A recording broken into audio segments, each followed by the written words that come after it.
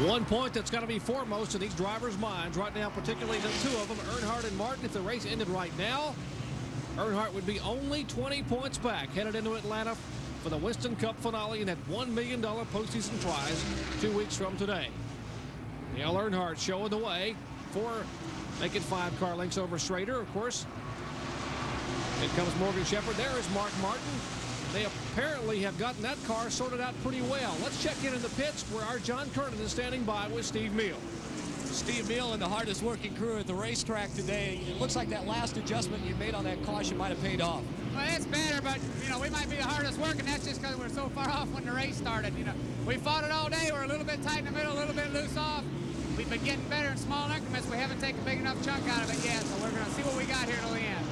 So you're not holding anything back right now? No, it's not time to hold anything back. We hadn't held back all day. We just hadn't been right enough. There you have it from Steve Meal. Maybe, I don't know, maybe they'd like another caution, maybe get it right and go for the win. Who knows, guys? Mark Martin's best finish at Phoenix, a 3rd last year. He currently is being shown as the 4th place car. I don't think they ought to get too greedy. I mean, if they could get out here with a 20-point lead, at least if they go to Atlanta and race Earnhardt, if they can finish 2nd, they'll win the championship. The way Earnhardt's run today, if you can get away and still have a 20-point lead, I think he felt pretty good. Yeah, exactly. There's Morgan Shepherd, who's got to be feeling pretty good now because he's beginning to close in as Schrader shreds it real high. There's the Jim Bound, the Rod Osterlund, the car number 57 right in front of him. That's a lap car. And Morgan Shepherd will have to fall back in line behind Kenny Schrader. That's the battle for 2nd spot.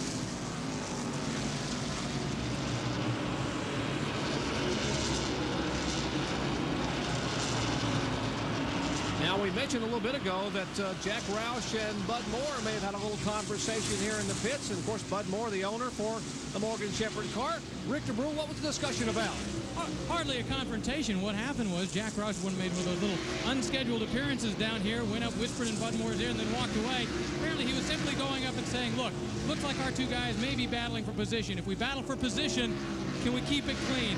They were saying, you know, if it was their situation, they'd be going down and saying the exact same thing. It was just one of those little courtesy calls.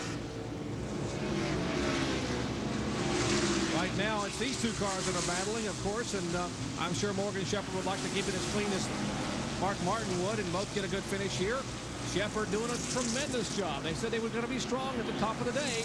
Greg Moore and Bud Moore predicted the car would be awfully stout here, and indeed it is. Kenny Schrader holding the position right now in the Kodiak Chevrolet. But Dale Earnhardt is pulling away from both of them as they battle for that 2nd position. Shepherd trying to move up on the inside now. Trouble in turn 4. Alan Kulwicki has spun. He loops the car around out of turn 4. The car's trying to avoid Kulwicki's car rolling down. And, whoa, a good move by Ernie Irvin. Also another good move. That by Rick Mass in the Banquet Chevrolet. That will bring out the 7th caution flag of the day. They are racing back to the caution flag.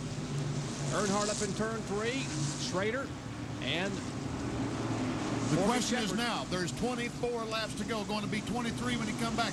Will they pit? Yeah. Ed? Yep, they'll pit. I think so, too. I think everybody's going to hit pit road, and now those pit stops really become important because track position at this point means so much.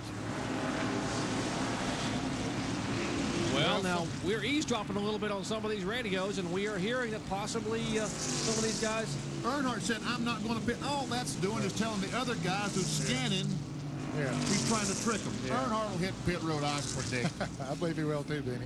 Because even though he has a good set of tires on that car, has had most of the day, he was pulling away from the leader, but there they are out on pit road. They're certainly... well, some of the best actors in the business are down there, and Cecil Gordon's certainly a good one, but he's holding the pit board, and see right up pit road, there's the Folgers man for Mark Martin as they're all standing out there with the pit boards, and the drivers and crews. Well, what will they do? They're behind the pace car up out of turn 3 and 4. Will Earnhardt make the move? Remember, he told everyone who was listening, including a lot of fans with their scanners, he wouldn't pit, and indeed he doesn't. He does not. That's a surprise. Almost one to go when they hit the line this time, so... that is a shock. Yeah, that's interesting. Now, some of them did come into the pits. In fact, 4 of those in the lead lap have come into the pits. Davey Allison, Alan Kulwicki. We're looking at Jeff Bodine. Yep. Making a 4-tire stop, putting 4 sticker tires on. And right behind him is Rick Mast, also coming in for just outside tires. Mast only got outside tires. They're changing 4 on Bodine's cars. He's still in the pits. Dale Jarrett also in the pits. You see him cleaning the windshield on Alan Kowicki. His car, the one that spun, that brought out the 7th caution flag of the afternoon. Remember, it's going to be green flag this time, so Bodine is hustling down pit road. Here's Kowicki. And here this red car coming out is Bill Smith. Remember, we're talking about the West Championship? Sedgwick did not pit, so Bill Smith chose to pit. I think that was definitely a good move on his part. Might win him the championship. Just might do it. Might be a strategy move from the veteran Bill Schmidt, who's won it 3 times. Dale Earnhardt the leader, Schrader in 2nd spot. Morgan Shepherd is 3rd, then Mark Martin getting back to green flag racing action. 22 laps remain.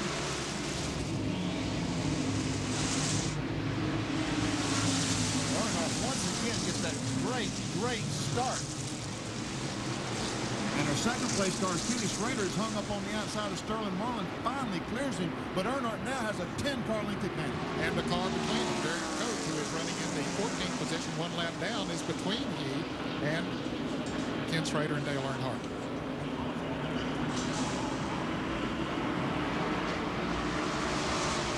Remember the clean racing we heard about, the comments, the discussion between Jack Roush and Bud Moore, the car owners respectively for the car number 6 of Mark Martin and Morgan Shepherd. Is now Shepherd trying to move by on the inside of the car number 94. That is Sterling Marlin.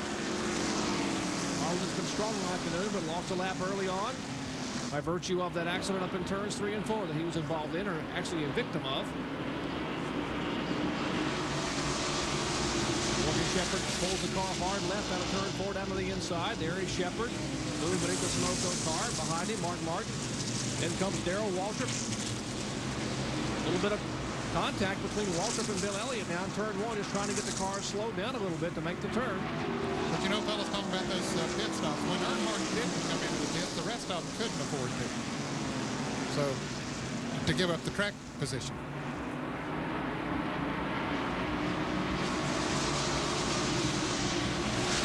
The 3rd, 4th, and 5th place cars there. You see everyone scattering out now. Car number 98, we understand, scraped the wall. That's why a lot of cars have made the move to the inside here on the front stretch. There is Rick Mast. Remember the Budweiser car of Jeff Bodine. Whoa, agricultural racing down on the grass. He gathers it back in. A great job by Bodine. He came in and changed all 4 tires. Jeff Bodine got forced on the grass with those cars on the back. Here we watch the cars coming off the corner, and Rick Masters behind and goes up, scrapes the wall. All the rest of these cars tries to avoid it.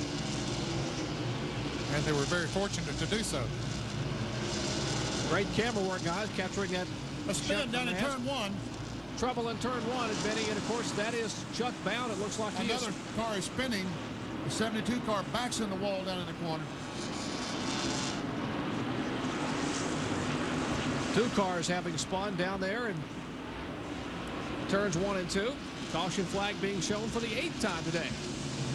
Well, I guess if they didn't stop the last time, I don't guess they'll stop this time. I guess. That was Who knows? Caution being shown for the 8th time today for the spin of Mark Reed and Chuck Bound. We'll find out who's going to pit when we come back. Watching Mark Martin, who just made a pit stop here under the caution flag, and right behind him, Ernie Irvin also pitted for a 4-tire change. You might wonder why Mark Martin would pit as you go by one of the cars that spun. That was Chuck Bound over there. Well, when the caution came out and all the cars were spinning over in turn 2, Martin, who was running in 4th spot, actually got passed by both Darrell Waltrip and Bill Elliott. Now, he would be back in 6th position, so I guess why not come in and get some fresh rubber on the car? Yeah, I guess so. Now, that will put him back in. There are 13 cars on the lead lap, so that should put him in 12th position now. Ernie Irvin would be in 13th position. But he only has, 14 laps to go. Well, I wonder what the strategy thinking was in the pits. Let's check in with John Kernan. Well, I just talked to Robin Pemberton. He said that they had to. He said this is a way to win the race. Possibly. They needed new tires. He said they figure they can pass 3 cars per lap and get their way back to the front. It's just a little bit of strategy, although it may seem a little bit odd with a championship on the line. Remember the last caution flag when both Rick Mast and Jeff Bodine pitted? They were back in that heavy traffic, and Mast ended up getting some wall contact out of it, so we got to be careful. What's going to happen to Mark Martin? We'll find out when we come back with a green flag after this. Back at Phoenix International Raceway. Well, you see it right there. If it ended right now, Earnhardt would be the point leader going into the finale at Atlanta. So Mark Martin has his work cut out for him. He currently is in 12th spot. Only 13 cars in the lead lap. There will be just 12 laps to go when the green flag flies right now as Doyle Ford waves it and Dale Earnhardt puts it in gear and pulls away.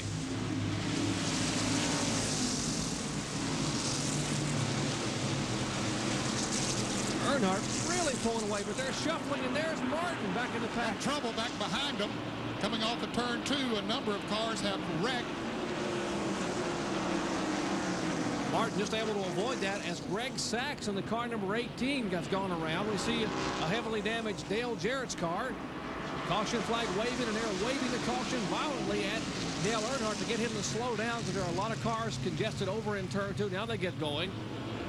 We talked about the heavy traffic that would be in front of Mark Martin when they made the call to come in and pit. It looked to me like the Sachs and Martin might have made some contact over in turn 2. Let's take a look and see what happened. You can see that glare on the cars. Now we see the 18 car. He makes contact with the 69 car on Brent Katie. That's who he made the contact with, but he spun right in front of Mark Martin. Boy, Martin, a Around the tremendous side of move. it, Look at it one more time. Martin pulls to the outside, just escapes. Greg Sachs, a couple of cars bouncing off Sachs in the backstretch. The car got the worst end of that deal might have been Dale Jarrett. His car was involved. He's sitting down in turn 4 stall, so we're going to have to get a record down there to get the Dale Jarrett automobile before we can go back to green. Jarrett in the Citgo Ford, a victim of circumstance by being in the wrong place at the right time. It looks like the left front sheet metal and also the fender and tire on that car is considerably damaged. 10 laps to go. They were being given the signal. Yeah, you can see a lot of damage to the Citgo Ford. Just couldn't get her back to the pits. Dale was running in the 15th position. Boy, tough break for Jarrett. The team's going to be awfully strong next year when they get a chance to test. Safety crews picking up the Citgo Ford as the laps are winding down. It'll be 10 laps to go, 9 when they come back. We're going to have a shootout. Don't go away. We'll see who'll win it when we come back.